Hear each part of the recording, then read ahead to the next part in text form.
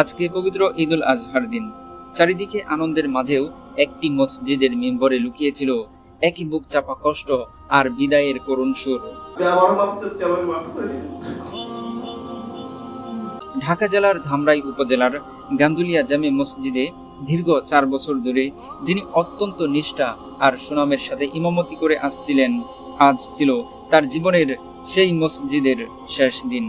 অথচ বিদায়টা কোনো সাধারণ বিদায় ছিল না।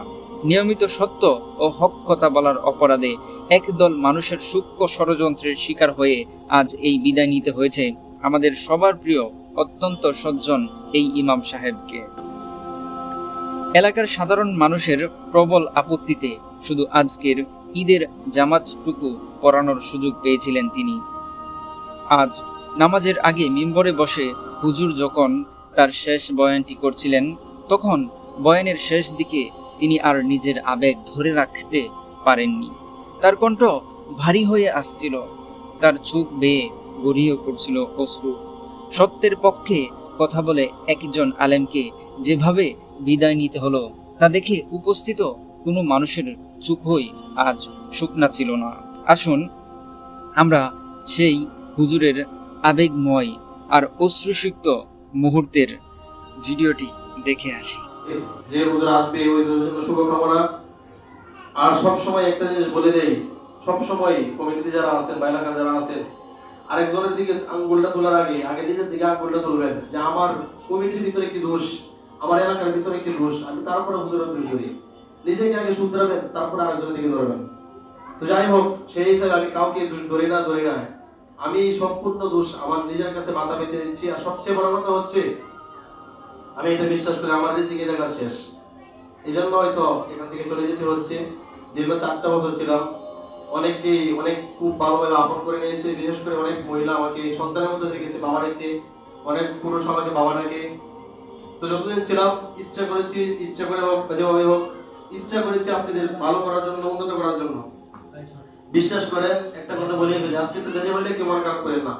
একটা কথা বলি, এই মসজিদটাকে আমি আমার নিজের বাড়ি মনে করতাম। এই জন্য অনেক কাজ ওই রুমটা করতে গিয়ে, আজকে সত্য কথা বলি, এমন হয়েছে আমি কয়েকটা ঘুমাই নাই।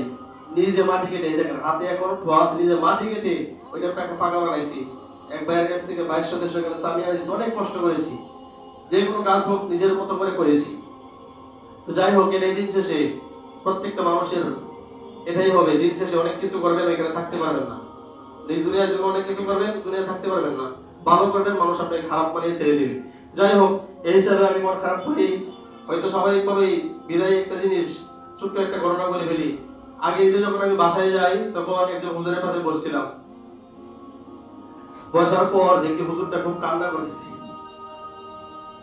জিজ্ঞাসা করলাম, আপনার কি হলো? বললো যে আমি একটা মসজিদে ছিলাম 6-7 বছর, এখন ফিরে চলে আসছি। তো তখন বুঝতে পারি নাই